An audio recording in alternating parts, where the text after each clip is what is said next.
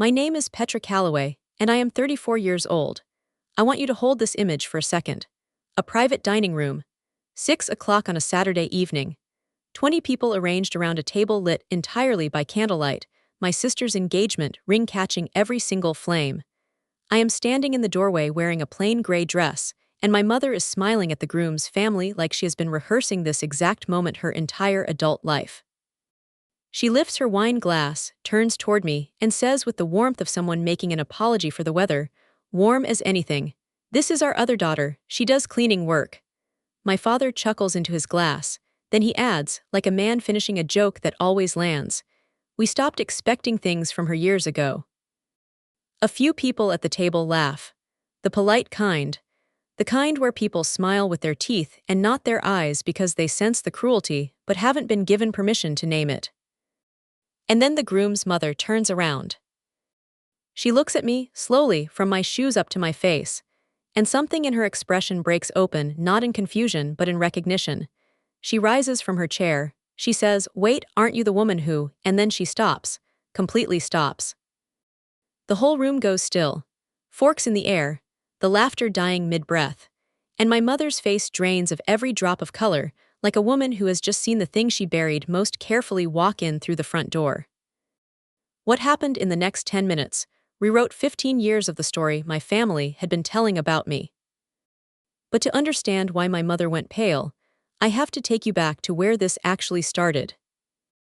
Welcome to Still Standing, the show where quiet people finally speak, and the ones who counted them out learn, in front of an audience, exactly what they were worth. If a family has ever decided your value for you, you are in the right place. Drop a comment. Subscribe. Because this story takes a minute to land, and every turn of it is worth staying for. 6 weeks before that dinner, I was sitting alone in a small office at 5 in the morning, and the entire building smelled like floor wax and industrial cleaner. That smell is the smell of my entire adult life. I could bottle it. I had a stack of payroll approvals in front of me, 180 names, and every one of those names was a person who trusted me to get the numbers right before the sun came up. My company is called Reliant Facility Services. We clean hospitals, corporate office campuses, assisted living facilities, the kind of buildings where a missed corner or a skipped protocol doesn't just mean a dirty surface. It means citations, shuttered doors, families displaced. I built it from a single mop and a used sedan with a check engine light I ignored for 2 years. On paper, I am a business owner with 180 employees. In my mother's version of events, I help out at a cleaning place. I have never corrected her, and I know how that sounds. You are already asking why. Fair. I used to ask myself the same thing at that desk at 5 in the morning, initialing checks for 180 families while my own family believed I could barely pay rent. The truth is that correcting my mother has never once gone the way logic would predict. She has a particular talent, the ability to take anything good you hand her, set it on a shelf, and let it quietly become a lie by morning. So I learned to keep the good things where she couldn't reach them. That morning, I signed the last check, locked up the office, and drove to the first site while the sky was still dark. A nurse held the lobby door open for me on the way in and said, "Good morning, Miss Calloway." And I felt more genuinely seen by a stranger in scrubs at 5:30 in the morning than I had felt at a family dinner table in a decade. I didn't know yet that in 6 weeks, a woman I had never met would stand up in a candlelit room and call me that exact same name, and that it would dismantle 15 years of the story my parents had built on my silence. The call came on a Tuesday, and it was my sister Nia, not my mother, which told me everything before she said a word. Nia only calls me when she has a job to assign. "Morgan," she said bright and quick, "big news, I'm engaged." I said congratulations, I meant most of it. Then came the real reason for the call. "Mom wants you at the engagement dinner. Please just, don't make it weird." I asked what weird would look like. "Dress simple," she said. "Nothing flashy. His family is Blackwood money, old money, so just be normal. Old money, that landed in a specific place in my chest, but I didn't say so out loud. I told her I would come. There was a pause, the kind that means someone is circling the thing they actually called to say. And maybe, she added carefully, don't go on about the cleaning work. Mom worries it'll be our ing the mood down.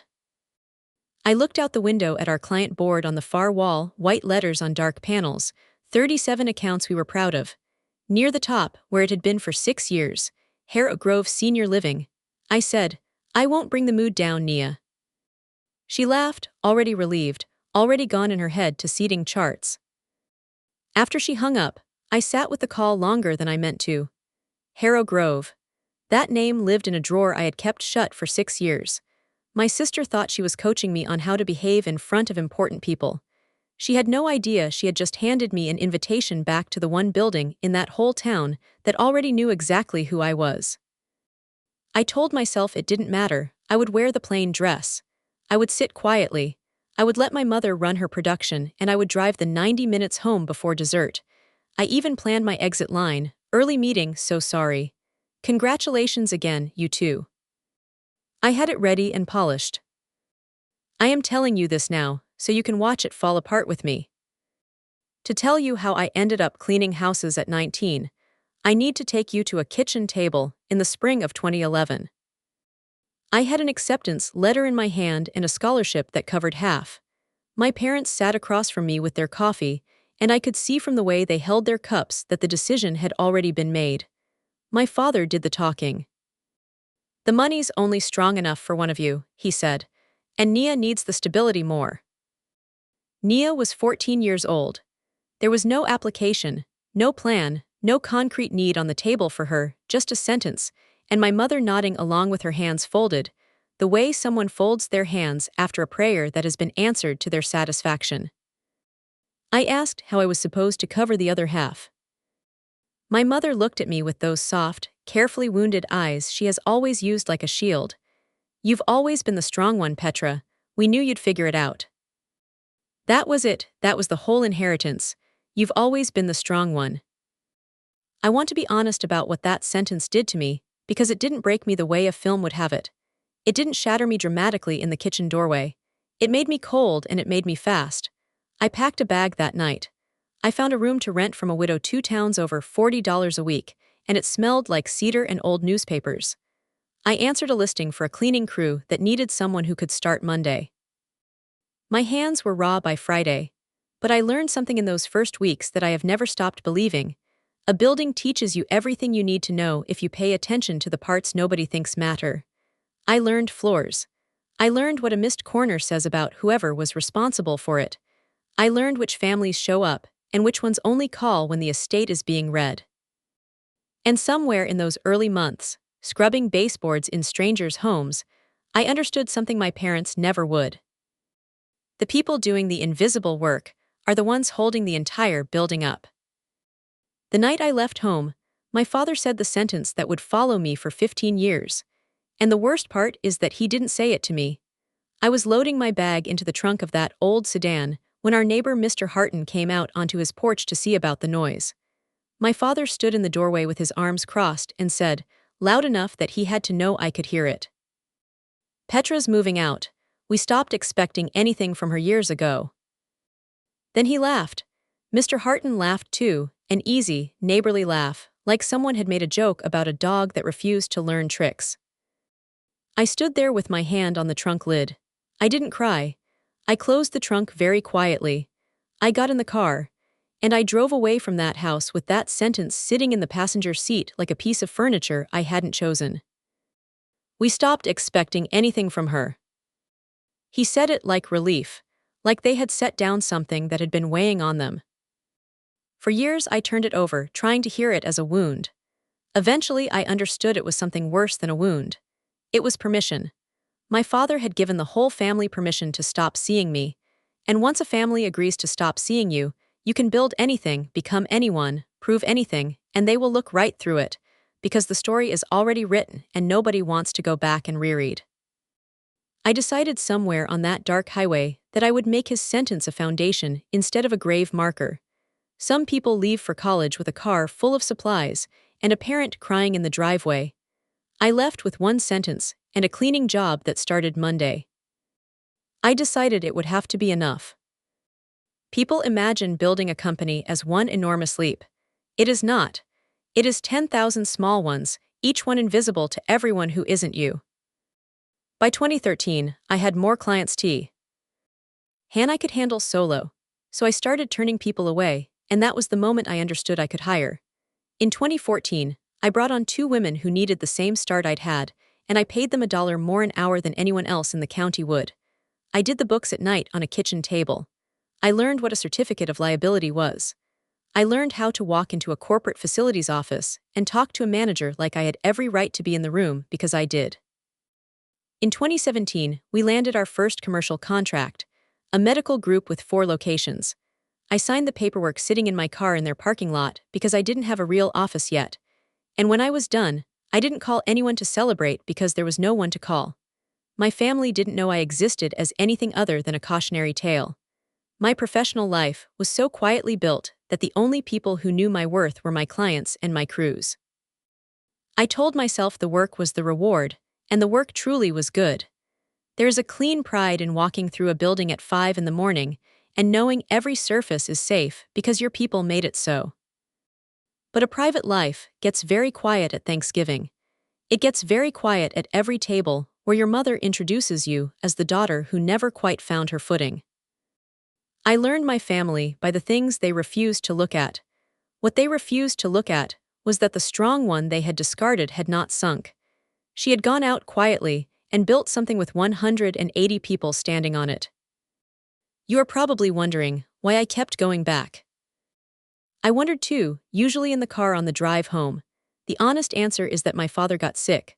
Around 2016, his heart started failing in the slow, expensive way, the kind that generates paperwork faster than it generates answers. I watched my parents pretend they had it handled while the bills stacked openly on the counter. And I could not unsee them. That is my particular flaw, if you want to name it. I am the person who cannot walk past a mess she knows how to fix. Somebody has to, I would tell myself. I said it so many times it stopped being a thought and became a reflex. So I kept the door open. I showed up at Christmas and sat through my mother's performances. I let my father repeat his favorite line for the assembled relatives. We stopped expecting anything from her years ago, which had by then been polished into a family joke, the kind everyone laughs at while watching to see if you will finally flinch. I never flinched. I stayed not out of weakness, and not because I misunderstood what they thought of me. I understood perfectly. I stayed because the math said that if I walked away completely, my father would lose the house, and I was not willing to buy my dignity at the price of his roof. That is a specific kind of trap, the kind that looks like love from the outside and feels like a bill you keep choosing to renew. Every year I told myself I would stop. Every year the reflex won. The whole time I was quietly holding up the very people who had agreed, out loud, to stop expecting me to. The week before the engagement dinner, I stood in front of my closet and did the thing I always do, dressed for the version of me my family would allow. I have good clothes. I have clothes I wear to sign contracts that would make my mother's jaw come unhinged. I left every one of them on the hanger. I chose a plain gray dress, the kind that says nothing, because Nia had asked me to say nothing, and I had spent 15 years fluent in nothing. I held it up in the mirror and made myself a promise. I would go. I would smile at the right moments. I would let my mother do her introductions, and I would drive the 90 minutes home before the plates were cleared. There was a part of me, the part I don't always admit to, that still hoped. Not because they had changed. They hadn't. But because some stubborn corner of me still believed that if I gave enough, quietly enough, for long enough, one day someone at that table would look up and finally see me standing there. I know how that sounds, coming from a grown woman running a company, but hope is not logical. Hope is the last tenant to leave a person, and mine had been holding on through a great deal. I zipped the dress into a garment bag, set my alarm, told myself for the 100th time that this was the last family event I would ever try to be part of, and that I would get through it the way I get through everything, hands steady, mouth closed. I almost did. My mother called me 3 days early and asked me to come help get things ready. And help is a word my mother uses the way a foreman uses it. I drove up, 90 minutes north, and I did not stay at the house. I never stay at the house. I booked a room at the Glenmore Inn out by the highway because I learned a long time ago that a hotel room is the one place in that town where my mother cannot rearrange me. I unpacked hung the gray dress and drove to my parents' house, the house I quietly own the deed to, though not one of them knows it. My mother met me at the door already talking. "Oh good, you're here. I need you to run by the caterer. The linens came back the wrong shade, and the Darcys are very particular people." I said I would handle the linens. She looked at me with her head-to-toe appraisal, the quick inspection she has always done, checking that I arrived appropriately dressed for the role of the helpful, unremarkable daughter. Gray cardigan, sensible shoes, I passed. What I noticed, standing in that front hall, was how completely my mother had already cast the weekend. She wasn't organizing an engagement dinner. She was staging a production, and she had assigned me a part before I walked through the door. The part I always play, the reliable pair of hands nobody thanks when the curtain goes up. I took the linen order and went to fix it. The whole time, I could feel the shape of what she was building.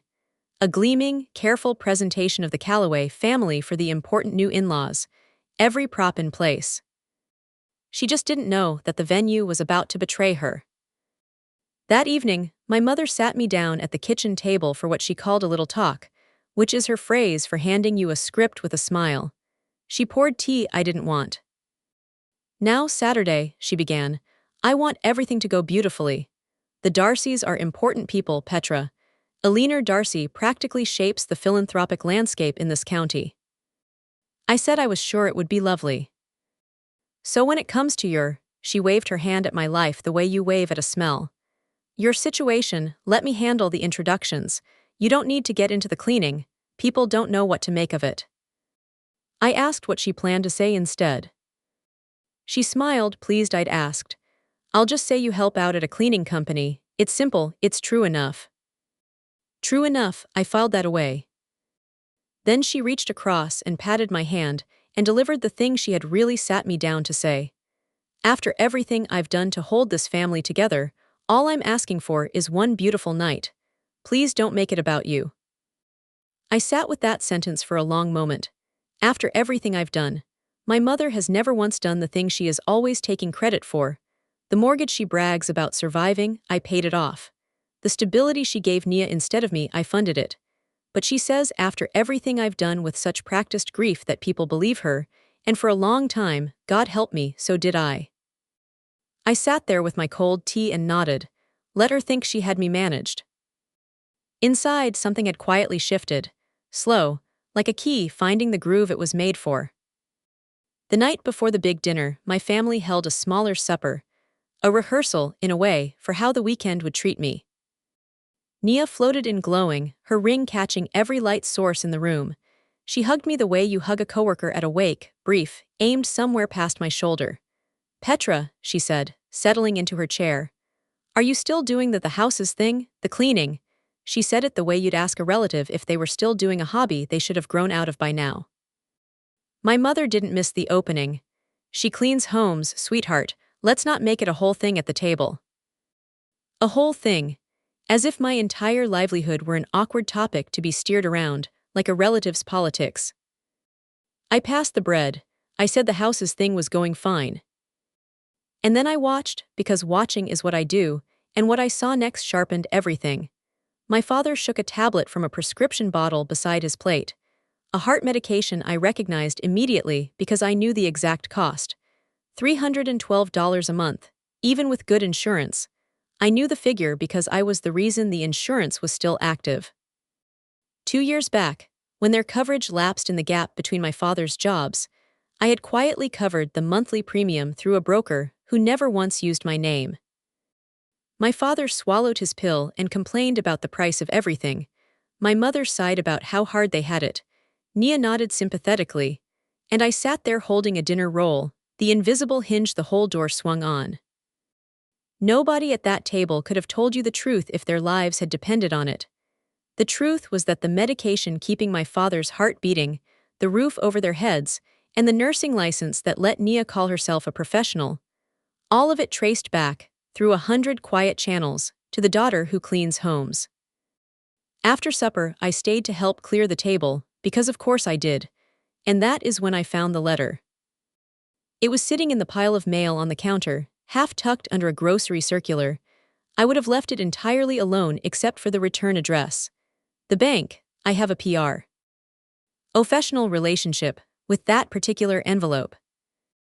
I slid it out just far enough to read the line through the address window. Mortgage account paid in full. I knew it was paid in full. I was the one who paid it. In the spring of 2018, my father was 4 months behind, and the notices had started using words like acceleration and notice of foreclosure proceedings. I had wired $148,000 to settle the entire balance, on the sole condition that the bank keep my name entirely out of it and tell my parents only that an anonymous arrangement had settled the account. I did it that way deliberately. I didn't want it hanging over anyone. I just wanted my father to keep his house. I set the letter back exactly where it had been. As I did, my eye went to the refrigerator, where my mother keeps small handwritten cards pinned under magnets. There was a new one in her looping cursive. Thank you, Lord, for carrying this family through our hardest year. I read it twice, our hardest year. She had taken the year I saved their home and turned it into a personal testimony, a witness to her own faith. And in that card, as in 15 years before it, there was not a single line that said, "Thank you, Petra." I put the sponge in the sink, I wiped down the counter. And standing in my parents' kitchen, I understood something I had been circling for years. I had spent a decade paying for a house whose story had no room in it for me at all. The wire transfer is the center of everything that happened at that dinner, so let me take you back to it properly. Spring 2018. My father called me, which almost never happened, and his voice had a crack in it I had never once heard from him. He didn't ask for money, he was too proud for that even then. He just said things were tight, and the bank was being difficult, and did I maybe know anyone who understood the paperwork side of things? I understood the paperwork side of things. I drove the 90 minutes that same night. I sat at their kitchen table and I read the foreclosure notice and I did the thing I always do. I found the mess, I cleaned it. I paid the arrears, then I paid the entire remaining balance, the full $148,000, because half measures leave the wound open. And here is where my mother's real talent showed itself. I told her plainly, let me handle this and please keep it quiet. I don't want anyone feeling like they owe me. I said it to spare everyone the weight of a debt. She agreed so quickly it should have been a warning. Then she walked out into the world and told her sisters, her church circle, her neighbors, that she and my father had buckled down together and prayed their way through the hardest year of their lives. She took the one thing I asked her to keep quiet, and she used the quiet not to protect me but to erase me. My silence became her stage. My generosity became her legend. For years I let it stand. Because arguing would have meant explaining, and explaining would have meant becoming, in her telling, the daughter who waves her money around and lords it over her struggling parents. She had me boxed perfectly. I could stay generous and invisible, or I could speak and become the villain. So I stayed invisible. I told myself it was the high road. Really, it was just the quiet one, and quiet is where she does her best work. I know you want to ask why I didn't simply stop, why I didn't close the accounts and let the truth fall where it would. Believe me, I ran that scenario 100 times. I even started twice. Once I called the broker to stop the insurance premium, then pictured my father in a hospital hallway with no coverage and called back within the hour. Once I drafted a message to the whole family, every dollar, every year, itemized, read it over carefully and deleted it, because I could hear exactly how my mother would use it. She wouldn't deny the money. She was far too smart for that. She would weep about her successful daughter humiliating them, tearing the family apart over pride. And people would believe her, because people always believe the person who cries first. That is the trap, and I want you to understand it is a real one, not a trap for the weak. When someone controls the story, the truth alone is not enough.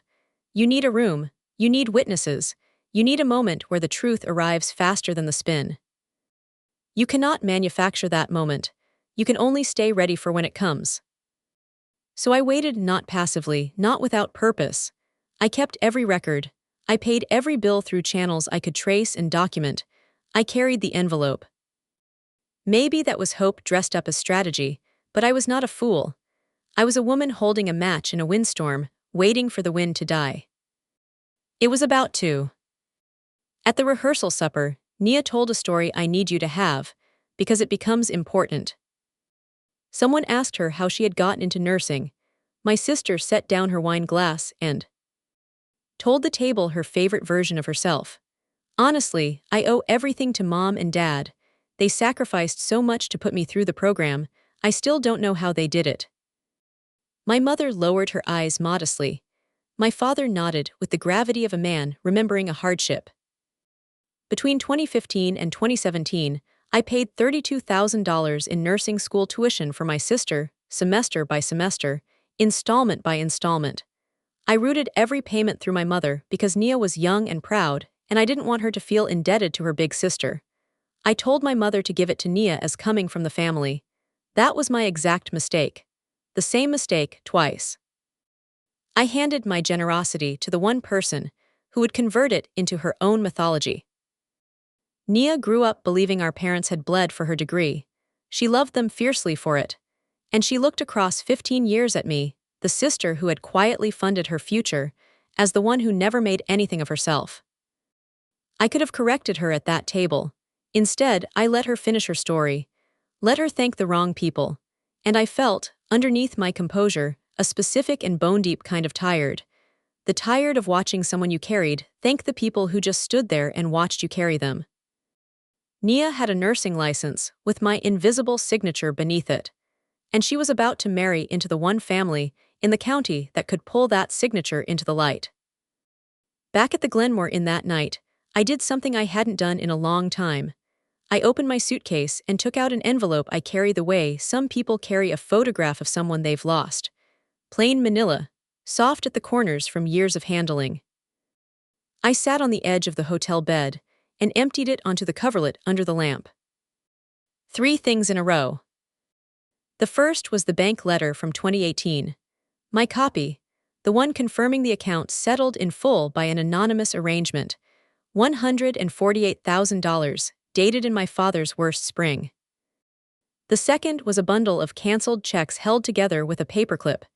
Nia's tuition, semester by semester, $32,000 across 2 years, each memo line reading the same careful half-truth I had asked my bank to help me tell, gift, do not disclose. The third was the one that still catches me, even now. A birthday card. Years ago I mailed my father a card, nothing dramatic, just a card that said I was thinking of him. It came back to me unopened. Returned to sender in my mother's handwriting. I never knew if he had even seen it. I kept it sealed. I have carried an unopened birthday card to my own father for years, because throwing it away felt like agreeing with them. I sat there and looked at the 3 things spread out in the lamplight, and the shape of my whole life felt suddenly very simple and very heavy. The house, the degree, the unopened card. Everything my family was about to celebrate that weekend. Everything they had built their pride on. I had already paid for all of it, and it all fit inside one soft envelope that no one but me had ever seen. I didn't cry over it. I had cried all of that out years ago. My phone rang before I could sit too long with it. Marisol, my operations manager, calling to walk me through a readiness report for the Harrow Grove account. Their spring inspection had been moved up. We went line by line, the 2 of us, at 10 o'clock at night, the way we have done for years, and by the end the report was clean and the account was solid. Before she hung up, Marisol said, "You know that facility practically worships you. They ask about you every visit." I sat with the phone dark in my hand after she was gone. Harrow Grove. Of all the accounts, that one. And my family had booked their proudest evening in a building my company keeps standing. I did not tell Marisol. I just did what I always do when the pieces get too heavy to hold at once. I put them down and I picked up the next thing. Somebody has to clean it up. I said it out loud, to no one, the way I have said it 10,000 times. The reflex that has run my entire adult life. I didn't know yet that in 2 days I would say those exact words again, in public, in that candlelit room, and that they would stop being about floors and protocols and become the truest thing I had ever said to my mother's face. The night before the dinner, my mother called with one final round of coaching. I let her. "Saturday is important," she said in her serious voice. Eleanor Darcy is not the kind of woman you impress by talking about scrubbing floors. So no mop talk, Petra. If she asks what you do, say you work at a cleaning company and redirect the conversation. Let me carry the evening. Let me carry the evening. My mother was going to walk into Eleanor Darcy's own dining room and try to manage what Eleanor Darcy thought of me. It was like watching someone rehearse a speech to the ocean about how the tide should behave. I won't bring up the floors, Mom, I said. Which was, technically, a promise I fully intended to keep. I wasn't going to bring up the floors. I wasn't going to need to. She thanked me, and then she added softer, almost gentle, and somehow worse for it. This family finally has a chance to look like something, Petra. Please don't take that from us. As if I had ever taken anything. I set the phone on the nightstand. I looked at the suitcase with the manila envelope inside it. And I felt, for the first time in 15 years, the old habit finally start to let go. Not because I had a plan. I didn't. I had just arrived at the end of something, the way you arrive at the bottom of a staircase without quite remembering each step. One more thing I didn't know yet, and it came from my Aunt Sylvie, my mother's younger sister, who has never in her life kept an interesting secret quiet. She caught me in the caterer's parking lot the day before the dinner, both of us picking up serving trays. She leaned in with that warm, confiding smile she wears when gossip is too good to contain. Your mother is a piece of work, you know that, she said it fond and sharp at once. She showed me that magazine last year, the one with you in it, Business Owner of the Year, wasn't it? And you know what she said? Aunt Sylvie shook her head slowly. She said it wasn't really you, said it was some other Petra Calloway, that you two just happened to share a name. I stood very still, holding a tray of stuffed mushrooms. I knew exactly the magazine she meant, a regional business feature from 2 years back. My face on 4 pages under the headline, Building from Scratch, Reliant Facility Services, and the Woman Who Started with a Mop. I had mailed my mother a copy. I had let myself hope, genuinely hope, that she would be proud enough of it to stop needing to keep me small. She said it wasn't me. I repeated it quietly, to be sure I had heard correctly. You know your mother, Aunt Sylvie said, already moving toward her car, completely unaware of the ground shifting beneath me. She likes the story the way she likes it. I sat in my car in that caterer's lot for a long time after she left, and I put the whole picture together. Because I had been holding it at arm's length for years. 2 years ago, my mother had held that magazine in her hands. She had seen my face on the page. She had shown it to her sister, which means she had looked at it more than once. And when her sister said, "Isn't that your Petra?" my mother had looked her in the eye and said, "No, just a coincidence." This was not carelessness. This was not ignorance. My mother had known, for at least 2 years, exactly who I was. She had held the proof in her hands and made a deliberate choice to discard it, not because she couldn't see me, but because seeing me would have cost her something.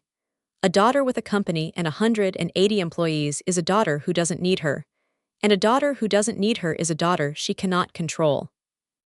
All her life, I had believed my mother's cruelty was a form of blindness. It wasn't blindness. It was maintenance. She kept me small on purpose, because small was useful. Every belittling word at every dinner table had not been carelessness.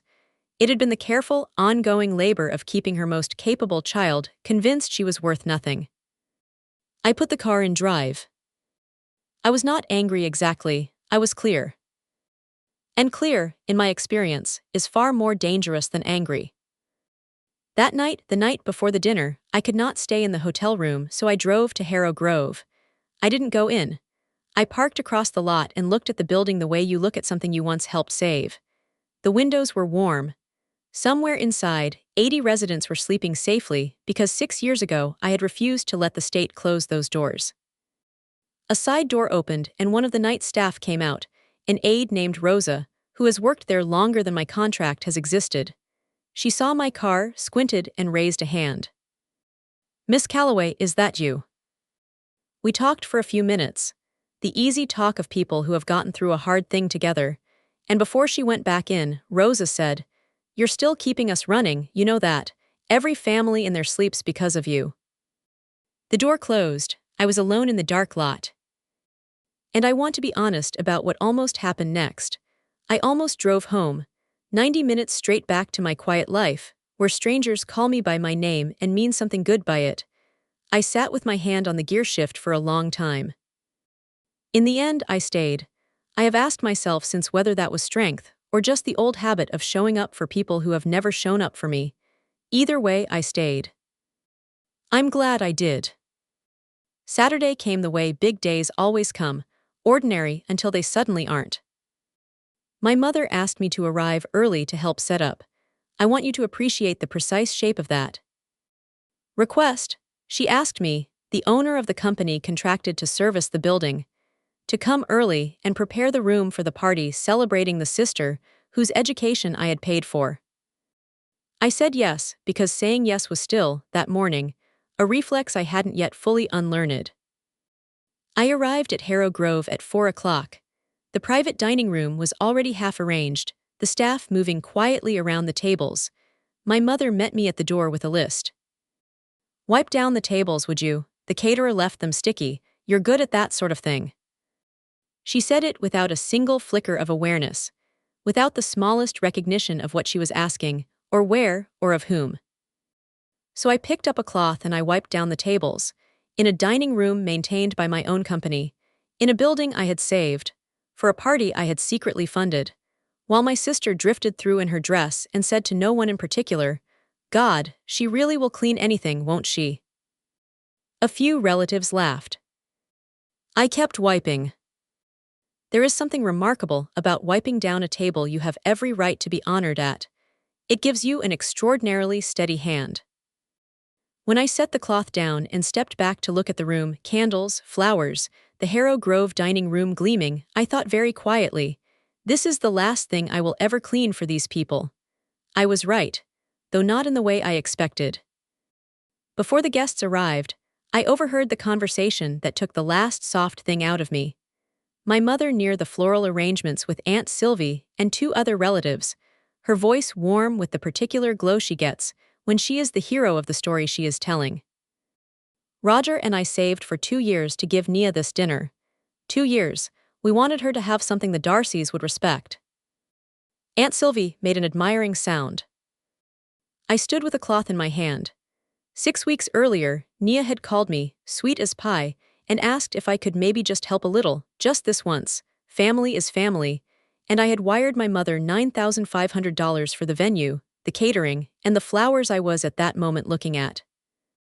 I had sent it quietly, told my mother to let Nia believe it came from her parents, because I didn't want my sister to feel beholden to me on the happiest week of her life. And here was my mother, in the room those dollars had paid for, telling her own sister that she and my father had scrimped and sacrificed for 2 years to make it happen. I set the cloth down on the tray. It is one thing to be erased.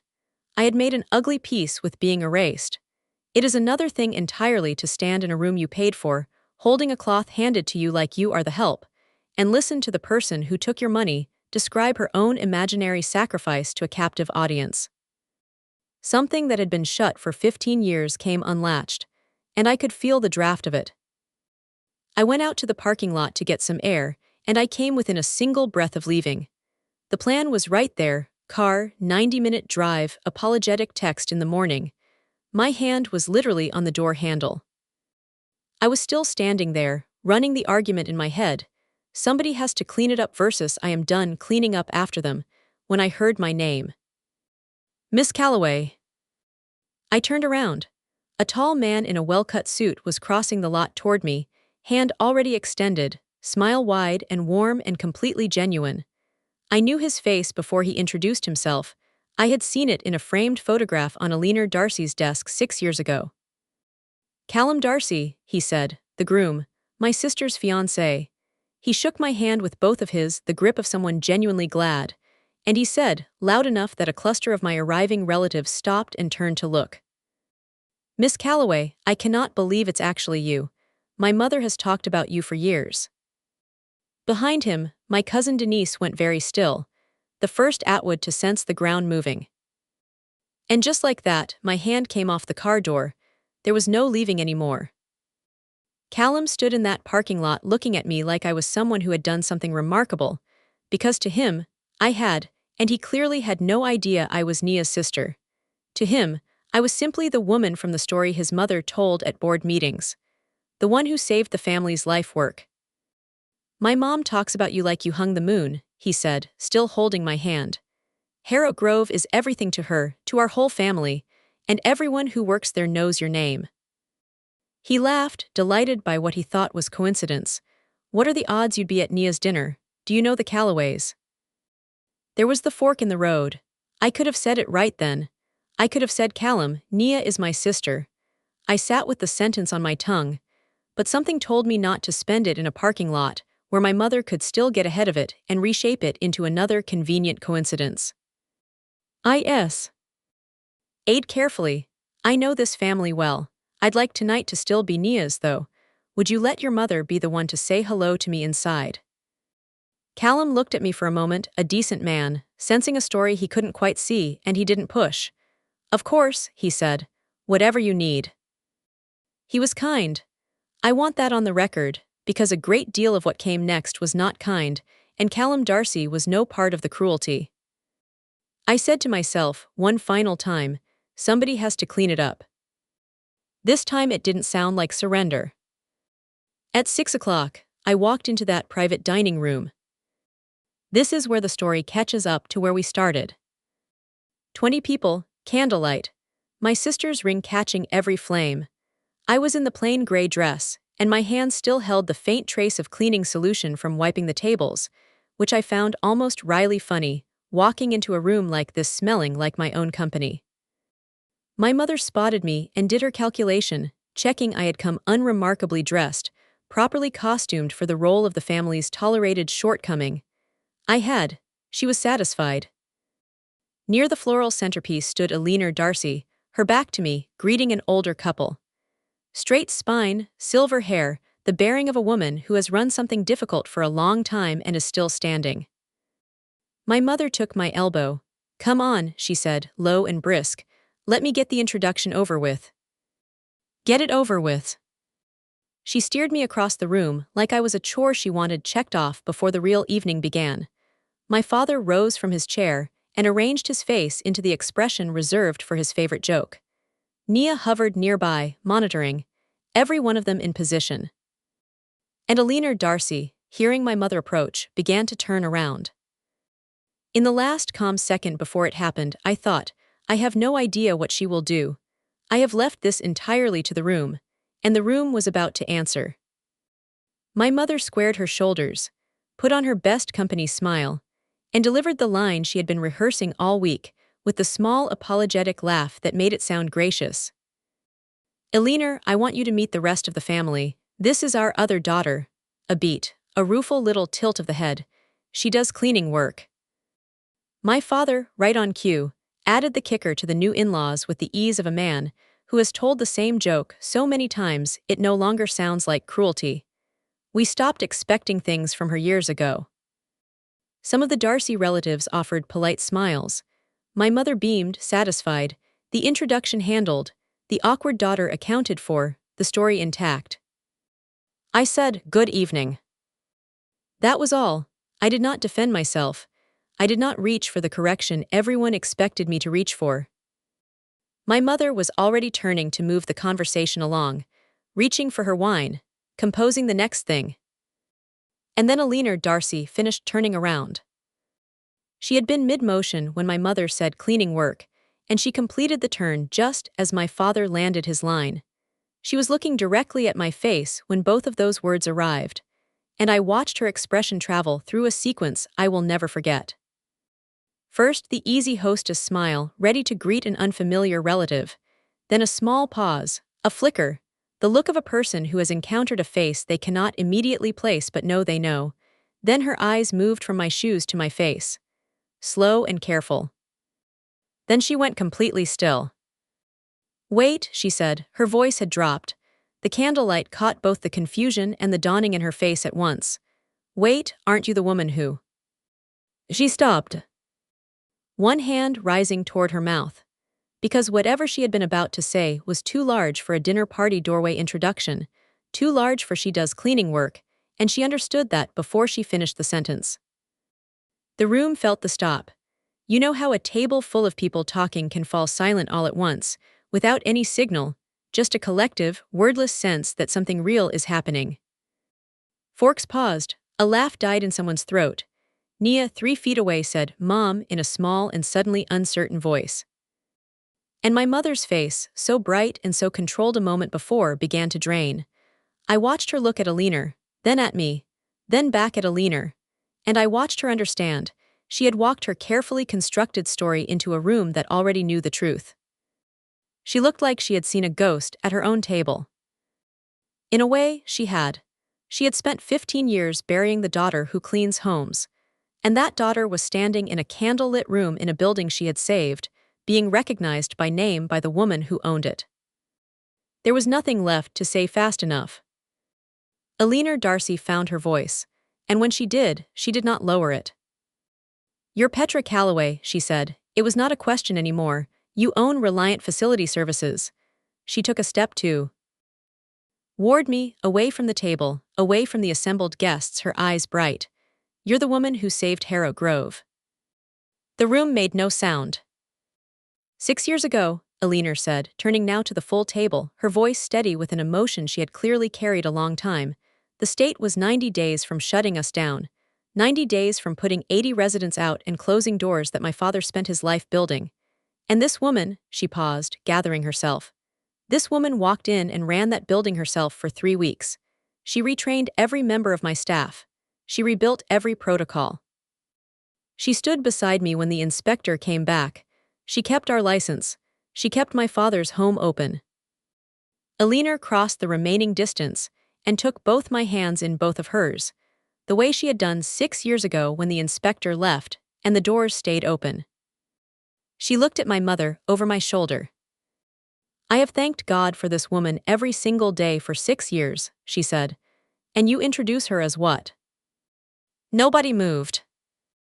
I saw Callum, near the far window, go completely still as the pieces connected. The woman his mother speaks of in board meetings is the woman his fiancé's family just introduced as the disappointing one. I saw Nia's mouth open. I saw my father set his glass down very slowly, as if any sharp motion might make things worse. And my mother stood at the head of her beautiful, carefully arranged room, her mouth working without sound, the story she had built and polished and protected for 15 years lying in pieces around her feet. Alina was still holding my hands. "The Darcys owe this family nothing," she said quietly, directly to my mother. "We owe this family everything, and it is because of her, not because of anyone at this table who was laughing." I had waited 15 years for this room. I had told myself for years that the truth alone is not enough, that you need witnesses, a moment where the truth arrives faster than the spin. This was that room. This was that moment. And I had not said a single word to make it happen. My mother did what my mother does. She reached for the spin, even now, even here. "Oh, Alina, I think there might be some confusion," she began, with a small bright laugh. "Petra helps out at a cleaning company she doesn't actually own. She owns Reliant." Alina's voice cut across hers. "Flat, certain. I sign the contract personally, every year, 1.8 million annually, 180 employees. I have sat across a table from your daughter and watched her save my life's work." The number settled into the room like something physical. 1.8 million. I watched it hit my relatives one at a time. The aunts, the cousins, the Darcy guests, all of them quietly recalculating 15 years of a story in real time. My mother's mouth opened and closed. Then she switched, the way she always switches when the first story fails, the tears arriving on cue, the chin trembling, the wounded mother emerging to replace the proud one. "We don't brag about our children," she said, her voice gone soft and injured. "We're a private family. We don't parade." "You didn't fail to brag," Alina said, and she said it gently, which was somehow worse than anger. "You told this table she does cleaning work and laughed about it." My mother had no answer for that, because there was no answer for that.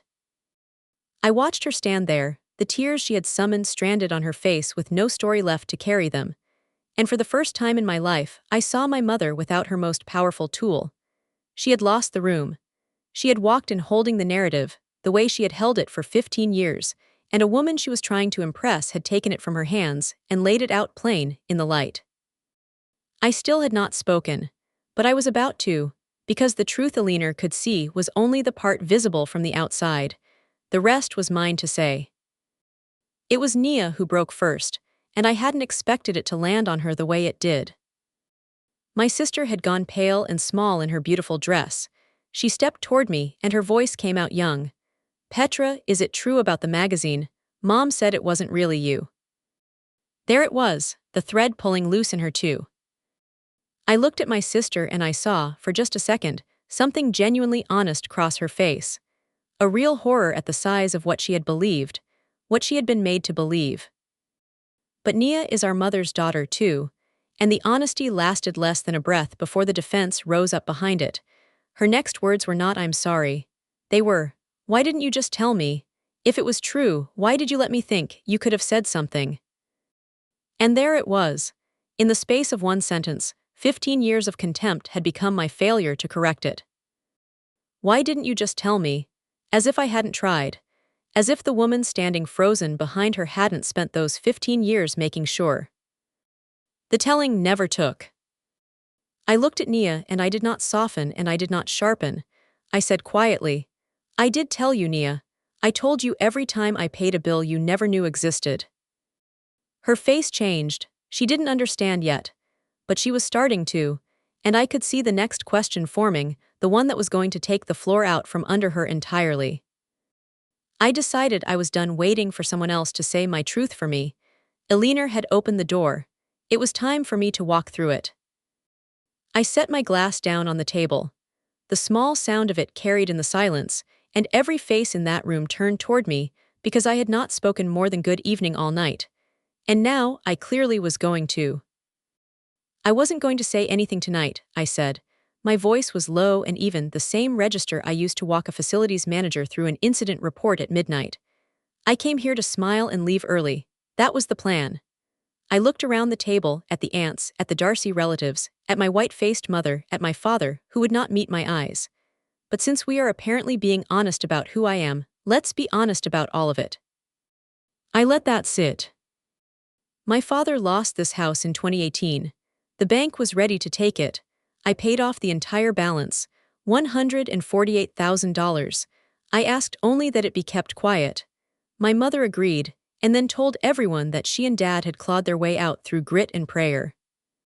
I turned to Nia. "Your nursing degree, $32,000 over 2 years. I paid every semester. I sent it through Mom because you were young and proud and I didn't want you to feel you owed me. She let you believe it came from her."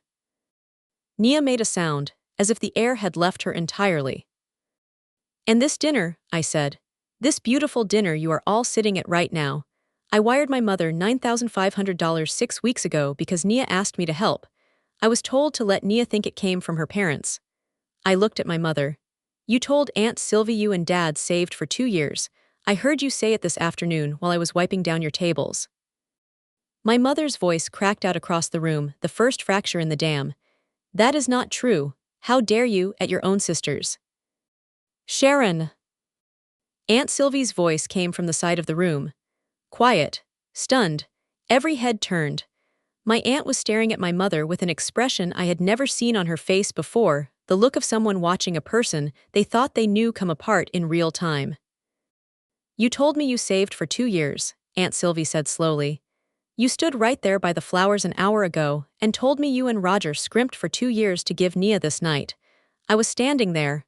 I heard you." The room went so quiet you could hear the candles. My mother turned to her own sister and reached for a story, found nothing, because Aunt Sylvie had been standing right there. And in that silence my father finally spoke, barely above a whisper, staring at the tablecloth. "Sharon, what did you do?"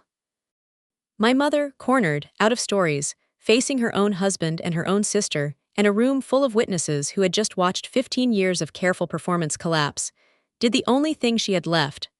The warmth dropped completely off her face, and what was underneath it was not grief. It was fury. "After everything I have done for this family," she said, her voice rising, shaking. "I raised you, I gave you everything I had, and you stand here and humiliate me in front of."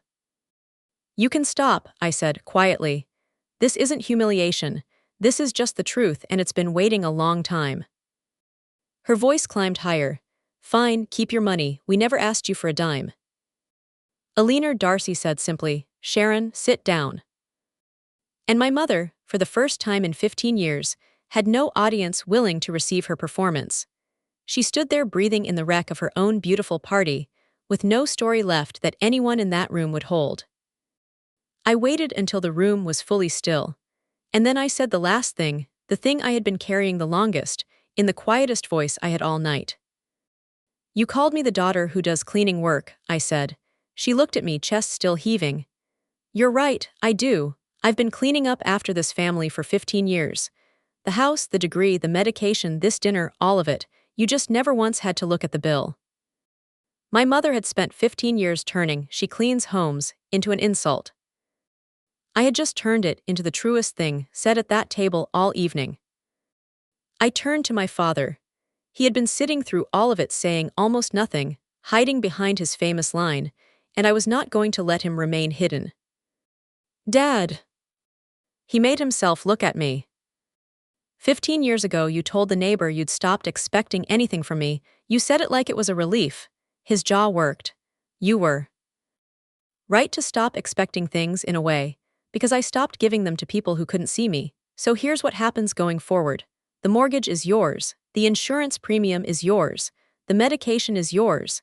Everything I have quietly carried, you carry it now. I'm not doing this out of spite. I'm doing it because you told me 15 years ago to stop, and it has taken me this long to finally listen. My father did not argue. He closed his eyes, and I watched his own words come back and settle on his shoulders like weight he had chosen and was only now feeling. For the first time, I didn't reach over to lift it. I turned to Nia last. This was the hardest one because Nia is not my mother, not entirely. I don't hate you, I told her. But your whole adult life has had my name written underneath it, and you spent tonight and 100 nights before it laughing at the person who signed the checks. She reached for my hand. I let her hold it for a moment because she is still my sister, and I am not built for cruelty toward people who are only guilty of not looking. But I did not tell her it was all right, because it wasn't. And pretending otherwise would have been just another form of cleaning up, and I was done. I reached into my bag. I had brought the manila envelope. I hadn't been sure, on the drive up, whether I would use it. I had taken it out of my suitcase at the last moment on an instinct I didn't examine. Now I carried it to the head of the table, where my mother stood. I set it down in front of her softly. The way you set down something you are finished carrying. Everything is in there, I said.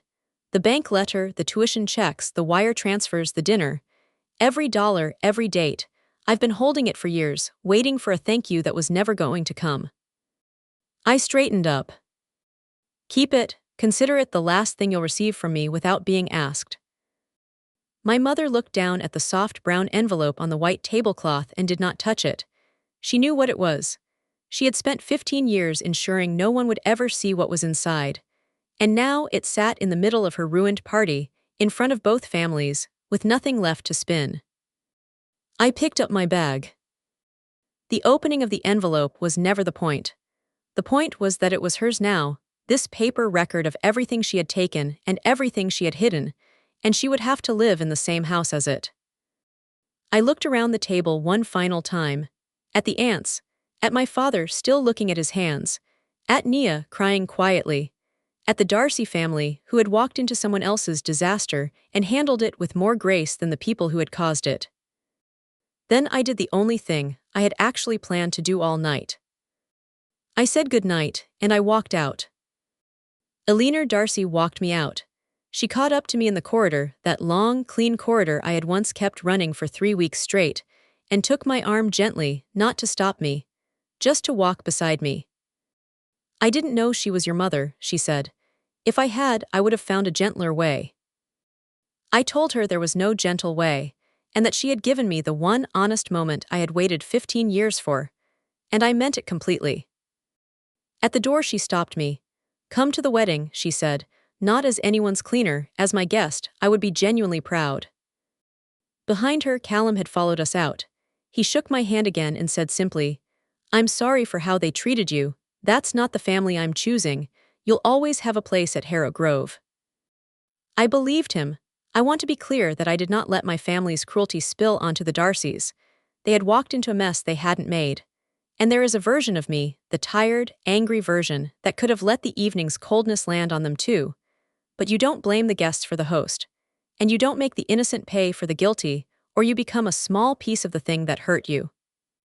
So I hugged Alina, told Callum I would be honored to come to the wedding, and meant both.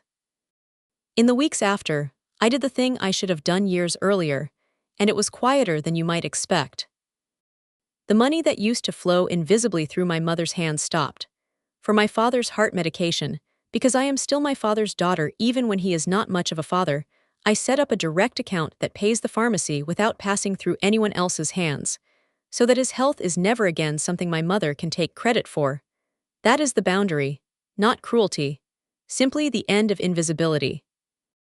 I will help where help is genuinely needed, on my terms, in the light, or not at all. I drove the 90 minutes home that night with the radio off and the windows down, and for the first time in 15 years, the passenger seat was empty. That sentence, we stopped expecting anything from her, had finally been set down. Not at the table, not in the parking lot. On the drive home, somewhere between the county line and the highway interchange, when I realized my hands were fully relaxed on the wheel and there was nothing riding alongside me. Here is what I know now, after all of it. The people who decide you are worth nothing are almost always quietly living off exactly what you are worth. That is the whole thing. I offer it to you plainly. Family is not the people who show up when you are finally worth something to them. It is the ones who never needed you to be worth anything at all. That is my story. 15 years of silence, one soft manila envelope, and a candlelit room in a building I once saved, where two families finally saw exactly the same thing at the same time, and the story my mother had built her whole identity on couldn't survive the light. If someone in your life has been carrying you quietly while you called them small, say their name out loud this week. Thank them before a stranger at a dinner table has to do it for you. And if this story reached something in you, share it with the person who needs to hear it tonight. Drop a comment, tell me who carried you.